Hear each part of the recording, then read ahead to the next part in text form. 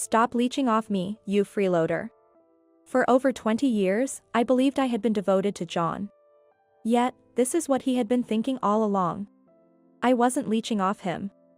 I was merely devoted to him. Despite feeling this way, I found myself at a loss for words. As I felt my strength draining away, John continued. Now that Michael is working, you have no reason to rely on me, right? But... Shut up. I don't want to hear your excuses. John raised his voice. Oh, it's no use. My feelings didn't get through. Just when I thought that, I felt something snap inside me. It was the sound of the thread of affection that bound our hearts together breaking. At the same time, my feelings for John began to fade. We were a married couple until just a moment ago, but now it feels like we're strangers. John was just using me from the beginning. He never loved me. Otherwise, he wouldn't brazenly cheat and try to kick me out. I don't care what happens to such a man. No, I have to completely move on from him. With my mind made up, I lifted my head and stared straight at John. My name is Karen. I've been married to John for 25 years. I'm a 50-year-old homemaker.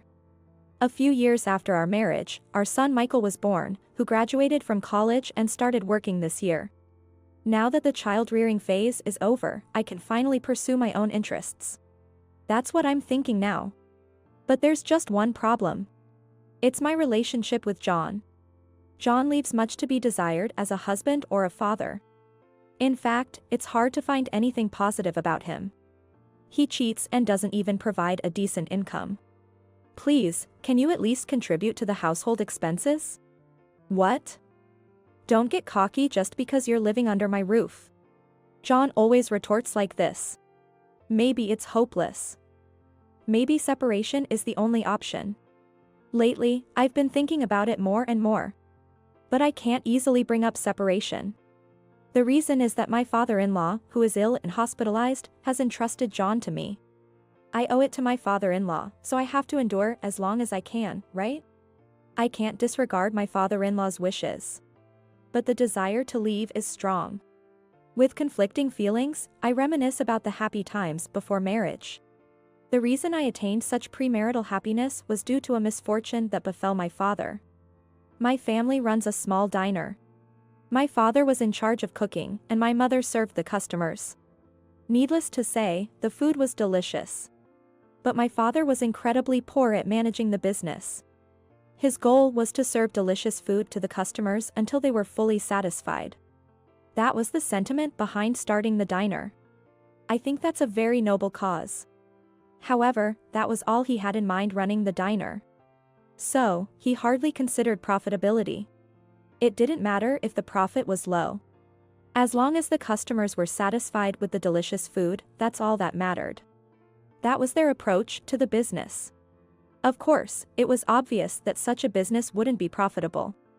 As a result, our household finances were always in dire straits. Despite that, I felt proud as a child to see customers leaving satisfied. So, I never interfered with my father's business. However, when I was in college, an incident occurred. The company that supplied ingredients to my father's diner went bankrupt due to the recession. We've already paid for this month's supplies. At this rate, we might have to close down our diner. Our business was already on the edge. We didn't have any extra funds to spare. Seeing my parents so downcast made me anxious too. But as a college student, there wasn't much I could do. Moreover, we didn't expect the bankrupt company to be able to refund us. The only option left for us was to close down the diner. That's when a regular customer said, "Close the diner? But your food is so delicious. That would be such a waste. But the company that supplied us has gone bankrupt, and now we're going to be in debt too. Then, I'll give you some personal support. Use it to get your diner back on its feet." The regular customer lent my father the money on the spot. "We really appreciate this. We'll make sure to pay you back. Don't worry about the money. Just make sure you keep serving delicious meals."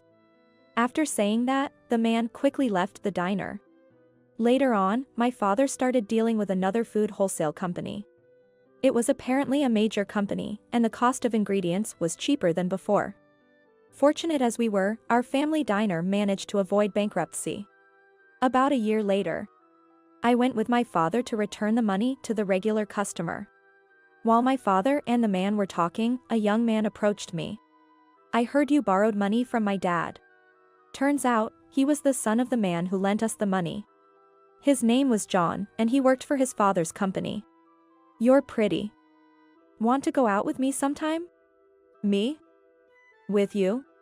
Why not?" "Think of it as a way to show your gratitude for the loan." It's true we were saved by the loan, but my father had properly thanked him. I didn't feel obligated to go that far. But then John whispered to me, "It would be a shame if people started saying the diner's daughter is ungrateful. That's not fair." I couldn't retort. Even if rumors spread, it wouldn't hurt me personally. But it could cause trouble for my father. And what would the diner's customers think? Thinking about this, I couldn't refuse John's invitation. I didn't like it, but I decided to endure it just this once. Thinking so, I went out with John. But to my surprise, it turned out to be more enjoyable than I expected. John was interesting to talk to and knew many fun places. The places he chose to go were all stylish, which I appreciated. My first impression was terrible, but maybe he wasn't such a bad person after all. That was my unlucky break. I was quickly wrapped around John's finger. "It's fun being with you, Karen. I'm having fun too. For the first time, I've thought it wouldn't be so bad to marry someone serious and nice like you." Swept up by such simple words, I started dating John with marriage in mind. After that, John used every trick in the book to win me over. Eventually, a few years later, I found myself married to John. Of course, I had no idea at the beginning that it was all a trap set by John. He was kind, and I felt loved by him. But it was all a lie. As soon as we got married, John showed his true colors. "Here's this month's paycheck. Make it last." I opened the envelope John handed to me. The contents were a payslip. Since the salary was deposited directly into the bank, having just the statement wasn't unusual. What I found odd, though, was that the payslip was handwritten. Nowadays, it's rare to see a handwritten one. But I got married 25 years ago. At a time when computers were just starting to become common among the general public, so a handwritten statement didn't feel out of place. "There's over $1,000 here, so it must be right," I murmured to reassure myself. I managed to make do with that meager amount of money. As our marriage went on, I gradually started to feel something was off. It was John's lifestyle. He left the house at the same time every morning, but his return time was erratic. It seemed to vary day by day. "I'm busy with various tasks as my father's successor," he would say. "Then at least call before you come home. Stop nagging." "Fine. I'll call." John snapped. His attitude only intensified my suspicions. He might be out fooling around somewhere. Maybe he even had an affair. Though I thought this, I couldn't confront him because I disliked being yelled at. In the end, I remained silent despite my doubts about John's behavior. Eventually, Michael was born. I thought having a child might change things a bit. But John's attitude remained unchanged. Looking back, I think that was when it started. I began to consider divorce, albeit vaguely. And it was around the time Michael entered middle school. I was out shopping for dinner when my mother called. "What, Dad's in the hospital?" It was a call to inform me that my father had been hospitalized. I rushed to the hospital in a panic. "Your mother just made a big fuss on the phone," my father said with a hearty laugh. I was relieved. But at that moment, I remembered something and felt my heart leap. Shoot. I forgot to contact John. By then, it was too late. My cell phone was flooded with missed calls from John. In a rush, I called him back, only to be greeted by his grumpy voice. "Where the hell are you and what are you doing? Get back here and make my dinner." "I'm sorry. My dad." "What? Your dad?" John asked in a harsh tone. I replied in a small voice. "Yes. He was suddenly hospitalized." "What's that got to do with anything?" "You're my wife." I flinched and closed my eyes at John's loud voice. I was terrified of being yelled at. But I couldn't just let it go without saying something. I gathered my courage and retorted. Is it wrong to be worried about my dad? Surely that's allowed. Shut up. Don't talk back to me. No, I will say this. You would rush to your dad's side too, wouldn't you? When I asked, John suddenly fell silent. He must feel it too if he put himself in my shoes. That's what I thought, but John's response was beyond belief. What? I'd ignore it if my dad was hospitalized. Because I wouldn't be troubled if he wasn't around. I was speechless. That had to be a lie. Despite thinking that, I couldn't outright deny it. After much hesitation, I found myself telling John. I'm not like you. Sorry, but you'll have to eat out today. That was all I could manage to say. I ended the call almost in a daze. Since that incident, I truly couldn't bring myself to trust John anymore. It was then I realized that the happy times before marriage were all an illusion. Ah, I see. John didn't want a wife, he wanted a housekeeper. Saying it out loud made me sad. But I couldn't just wallow in sorrow. That's right. If I'm considering divorce, I need to start preparing. I began to prepare for a divorce. Years passed. Then my father-in-law was hospitalized. Moreover, his condition was quite severe. He might not be able to leave the hospital. I relayed the doctor's words to John. But John remained unfazed. Does that mean it's going to cost a lot? This isn't the time to worry about money, don't you understand? Yeah, I get it. I'll try contacting my brother. John reached out to his brother. His brother was married but had no children. So, John tried to persuade him to help with the hospital bills.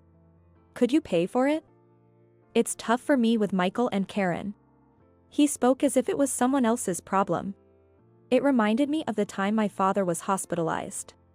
It seemed he really didn't care about his father. I couldn't stand it anymore. That's enough. I'll figure something out and pay for your father's hospital bills. Don't forget you said that. John yelled. I nodded firmly. Eventually, my statement led to us taking on the burden of the hospital bills. Moreover, my father-in-law resigned from his position as president due to his illness. And the one who took over was John. Regardless, John wasn't pleased that I had stepped in. Since then, he blatantly started staying away from home. Even when it came to discussing Michael's future. He ignored my calls and didn't come home. Dad's not coming home again today. I'm sorry for causing you trouble, Michael. It's fine. I don't care about Dad. But I want to go to a university in Boston. That's right. Don't worry about the tuition, I'll take care of it. Soon after, Michael's enrollment to a university in Boston was confirmed. As expected, John didn't see him off. Once Michael moved to Boston, our house felt empty. By that time, John was only coming home about once a week. Can't you deposit a bit more for your father's hospital bills? What? I've already transferred more than half of my salary. It should be enough since it's just you now. John only transferred a small amount of money. It was clearly just a fraction of his salary. The claim that he transferred more than half was definitely a lie. I knew that. But I no longer had the energy to complain. Years went by, and I received news that Michael had found a job. Now that Michael has a job, it might be a good time to discuss divorce. Over the years, I had prepared for a divorce. It was just a matter of timing now. When and where could I bring it up without causing too much trouble? These thoughts constantly occupied my mind. Why am I even caring about not wanting to cause trouble? I laughed at myself sarcastically. Then, one day, I had been out visiting my father-in-law. After chatting with him as usual, I returned home. As I was about to unlock the front door, I paused. For some reason, the door was already unlocked. Could it be a burglar? I cautiously peeked inside the house. I heard the sound of the TV and John's laughter coming from the living room. Relieved to know John was home, I entered the living room. John was watching TV, laughing heartily. You're home. Yeah, thought I'd tidy up the place a bit. Tidy up? Prompted by John's comment, I looked around. On closer inspection, I noticed that several items were missing from the room. Something seems to be missing. Yeah, I threw them out. Your stuff. You threw them out? My stuff? Shocked, I hurried back to my room. The room was empty. No computer, no TV, not even my favorite mug. Even the bed was gone, along with everything else. What is the meaning of this? They were unnecessary, so I threw them out. Unnecessary. What am I supposed to do now? As I raised my voice, John frowned. Then, avoiding my gaze, he sighed. I'm just tired of supporting you. What do you mean by that? I'm your wife. As I retorted. John became irritated. Do I have to spell it out for you? Stop leeching off me, you freeloader. For over 20 years, I thought I had been devoted to John. And yet, this is what he thought of me. I wasn't leeching off him. I was just devoted to him. I felt that, but couldn't find the words to say it. As my strength drained away, John continued. Now that Michael is working, you have no reason to leech off me, right? But... Shut up. I don't want to hear your excuses. John's voice grew louder. Oh, it's hopeless. My feelings didn't get through. Just then, I felt something snap inside me. It was the sound of the thread of love that connected our hearts, breaking. At the same time, my feelings for John began to fade. We were a married couple until a moment ago, but now it felt like we were strangers. John had just been using me from the start. He never loved me. Otherwise, he wouldn't openly cheat and try to drive me out. I didn't care what happened to such a man anymore. No, I had to completely crush him. With my resolve set, I looked straight at John. What? Got a problem? None at all. If you want me to leave, I'll just do that. I slammed the living room door with force. Heading to my room. I realized I had nothing left. Not even a single piece of clothing remained. Don't bother looking. I had the garbage collection service take it all away. Which service was that? The flyer is right there. That's the one. I picked up the flyer that was lying at my feet. While dialing the number, I told John. I'll make sure you regret this. After saying that, I left the house immediately. Soon, the call connected. After I explained the situation, they readily agreed to help. It seemed they had sensed something off about John's actions. Thus, the garbage collection service had kept everything they collected intact. I'll be right there. Thank you. I thanked them politely and hung up. Later, I visited the service provider. After expressing my gratitude, they helped move my belongings to a rented storage unit. I was relieved to know my possessions were safe. This won't end without consequences for what you've done. Grinding my teeth in frustration, I called Michael. After briefly explaining the situation, I concluded. So, I've decided to move out, considering divorce. Michael, you should be prepared for that too. Okay? Ah, got it. Bye then. Michael hung up hurriedly. He seemed scared of me. Was I that angry? Puzzled, I put my cell phone in my bag. And I headed to a nearby hotel. In fact, I had already decided on a place to move to. The reason was simple. I had been planning to discuss divorce with John soon. I planned to move there after the divorce. That was my idea for starting a new life. Well, things just got moved up a bit earlier than planned. So honestly, I wasn't in trouble. It was just an acceleration of my plans by a couple of weeks. Staying in a hotel for 2 weeks, what a waste. Can't help it, though. But as a housewife, it feels wasteful, a bad habit. Maybe I should bill this hotel stay too? Well, whatever the case, John, you better be ready. Muttering to myself, I started working on the post-divorce plans I had been considering. After living in the hotel for about 10 days, I received a call from John during lunch. As soon as I answered, John raised his voice. Karen. You stole my money.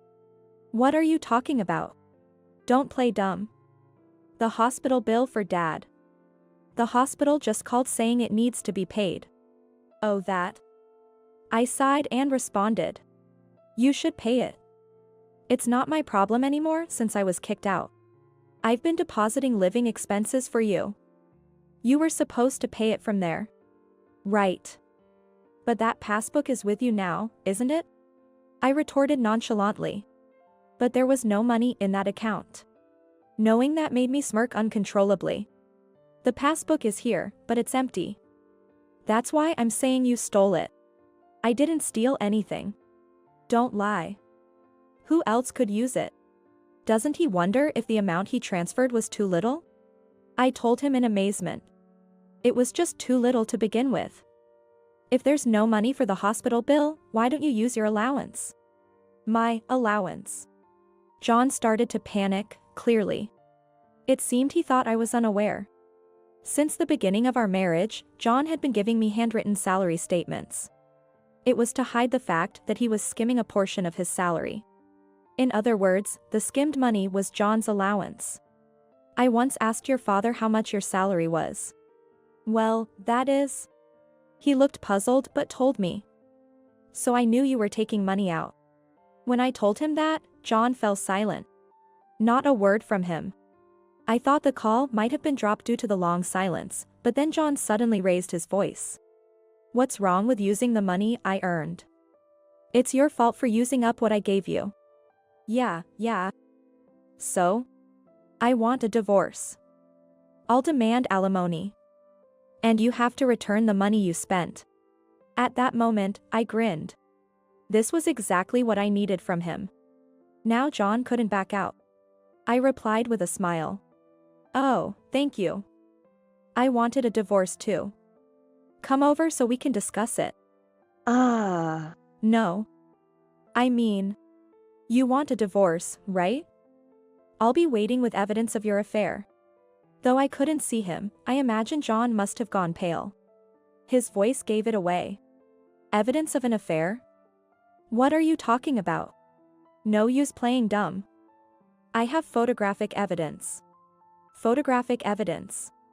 I could almost see John's flustered expression. I struggled to hold back my laughter. I'll give you the address, so let's talk in detail next Sunday. I said, giving him the address of a certain place before abruptly hanging up. I've successfully pushed for divorce. Now, if I could just make him apologize. Actually, that's the trickiest part. I braced myself for what was to come. On the promised Sunday, I arrived at the meeting place before the scheduled time. He should be arriving soon. Looking around, I caught sight of John in the corner of my eye. Over here. I waved and called out to him. At that, John looked up, startled. Here? This place? Yes, didn't I give you the address? But, whose mansion is this? John looked past me. There stood a mansion worth about $1 million. It was much larger than an ordinary house and even had a garden. The mansion was 3 stories high, complete with a basement and a home theater. A luxury car was parked in the built-in garage. Pointing at the mansion, I smiled. This is my house. It's new, so it's pretty nice, right? Your house. That's right. I was planning to live here after the divorce, so I had it built a while back. Yes, I had called him to my newly built house. Naturally, John, who saw me just as a housewife, was utterly astonished. Pushing him from behind, I led him inside the house. I led John into the living room. Let's have our discussion then. This is my lawyer. I introduced my lawyer, Brian, who had been waiting inside. But John was too distracted to pay attention. He appeared nervous, unable to fix his gaze. Seemingly concerned about his surroundings, he kept looking around. He didn't even glance at the evidence photos of his infidelity laid out on the table. He didn't respond when spoken to, and frankly, it didn't feel like a discussion at all. Eventually, John muttered. How did you afford such a house? That's what he's curious about? Despite thinking that, I answered. I just bought it, you know? Lies. A housewife can't afford this. Buying a $1 million house usually requires an annual income of around $150,000. But I do have that kind of income. So I confidently replied. I earn that much. Got a problem with that? No, but how did you? I just helped out at a friend's company, and before I knew it, things turned out this way. I guess. The story goes back a few years. When my father was hospitalized and there were complications, I decided to divorce. From there, I began preparing for the divorce, and the first step was to look for a job. After the divorce, I couldn't live without a job. So, I started looking for work to be able to support myself independently. But good jobs aren't easy to come by. So I consulted my best friend, Samantha. Why don't you help me with my work? What do you do? Land-based aquaculture. Land-based aquaculture involves creating artificial facilities similar to pools and farming within them. Of course, there are disadvantages, but it's also an eco-friendly form of aquaculture that prevents marine pollution. Samantha's father started it, and now she's taking over. So, you worked there? John asked cautiously. Business picked up suddenly after I started helping out. I was mainly involved in negotiations and administrative tasks. Samantha said I was a big help. And I was eventually promoted to an executive position. It was all coincidental, but I believe luck is also a form of skill. Hearing this, John's shoulders slumped. But after a moment of thought, he suddenly perked up. Let's forget the divorce talk. How about we start over? I couldn't believe what I was hearing, but I responded with a cold stare. What? Are you dreaming? Don't sleep talk, I retorted dismissively. No, I'm serious. I really want to start over with you. John pleaded earnestly. But I knew he was just dazzled by my money. So I raised an eyebrow and shot back. I refuse to be with someone who cheats. And someone who neglects their father too. But, about Dad. Enough. You might not know, but I've been the one paying for your father's hospital bills. The money John had given me was truly insignificant. After paying for groceries, utilities, and other miscellaneous expenses, there was never anything left over. Sometimes not even enough to cover everything. That's all he had ever provided. Of course, it was impossible to pay for his father's hospital bills with that. Initially, I managed somehow, but after starting my job, I paid the bills with my salary. And yet, you never listened to me, nor did you visit your father in the hospital. That's because... How could I ever trust someone like that? I raised my voice, and John deflated. Then, my lawyer, Brian, discussed the alimony. John was speechless. And he remained downcast till the end. Eventually, urged by Brian, John agreed with the divorce. The alimony was set at $30,000. Now that the divorce is finalized, you'll be paying for your father's hospital bills from now on. Ah. John nodded, clearly displeased. But at least he didn't argue. I felt relieved. Finally, I sent John away, as if chasing him out. It's finally over. The only regret was that I couldn't get an apology from John. But I had one last move. With that, I was sure John would apologize. Thinking about it made me smile unwittingly. A few days later. On my way back from visiting the company, someone called out to me from behind. Hey. Karen. I turned around to see John standing there. Don't talk to me so familiarly. We're divorced, remember? Shut up. What the hell did you do? John was looking at me with a face red with anger. From his reaction, I realized. Oh, that talk must have happened at the company. So I smiled and teased him. What do you think I did? Don't mess with me. Tell me how you got me fired. John was stamping his feet in frustration. I couldn't help but let out a laugh at his comical state. It's your own fault, isn't it? It's the punishment for having an affair with the office clerk. John's affair was with a clerk from his company. It seems he did whatever he pleased, thinking he was untouchable as the president. Right after the divorce was finalized, I reported the affair to my father-in-law. While he was disappointed about the divorce, he was furious about John's actions. When I showed him the evidence photos of the affair, his anger intensified. Then he said to me, I'm thinking of transferring all my company shares to you, Karen. To me? Wouldn't it be better to give them to John's brother? No, I want to give them to you. Use them to remove John from the presidency. That was his proposition. My father-in-law's company was a corporation. The election of executives, including the president, requires a resolution at the shareholders' meeting. Of course, decisions can also be made through board resolutions. However, his company wasn't large. He owned most of the issued shares. Meaning, he could make decisions unilaterally as a shareholder. In small companies, it's common for the president to own the majority of the shares. So, if I received all of my father-in-law's shares, I could exercise voting rights on my own. But it wasn't me who decided to dismiss John. I informed my brother-in-law that I had acquired the shares. Then, I simply reported the matter of John's infidelity. The rest was a decision made by John's brother. Your brother was just being considerate, I explained. Him?